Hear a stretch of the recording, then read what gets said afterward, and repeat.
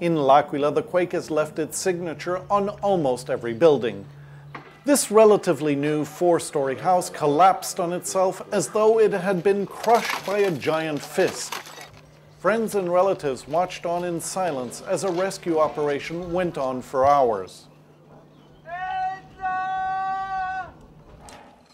Workers used only their hands and small utensils, fearing heavy machines might cause heavy slabs of concrete to fall on the survivors trapped under the debris.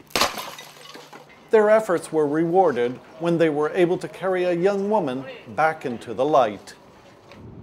Driving towards L'Aquila from Rome, there were unequivocal signs of the earthquake's violence. This gentleman who works for the Civil Protection Agency here in L'Aquila is telling us that this whole area is still very dangerous because more rocks like this big one could fall from the cliff here. This rock here is almost twice as big as the one we saw just a few meters back up the road. And you can imagine this rock would have been big enough to knock a bus or a truck off the road. In this small village, some houses were visibly damaged. Elsewhere, other villages were flattened by the energy unleashed by the quake. I fear the damage is so bad that most of these houses will have to be abandoned, says the owner of the town's only bar.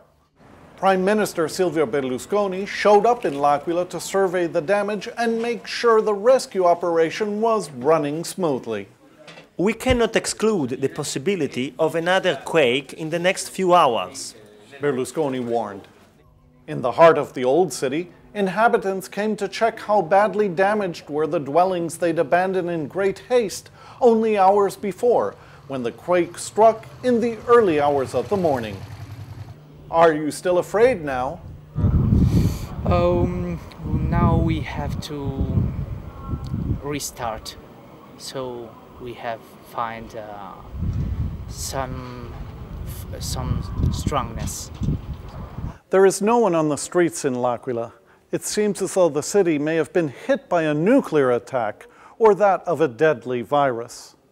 Only a few kilometers away, a tent city has been erected to provide temporary shelter for thousands of L'Aquila's inhabitants, many of whom have preferred to seek refuge elsewhere with relatives and friends.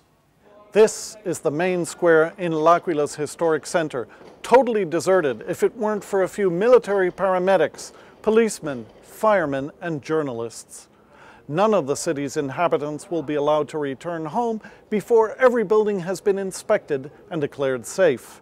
As a matter of fact, many of the buildings seem severely damaged, so it's quite possible thousands of people may not be able to return home for months or years to come. Achtner, PressTV, L'Aquila.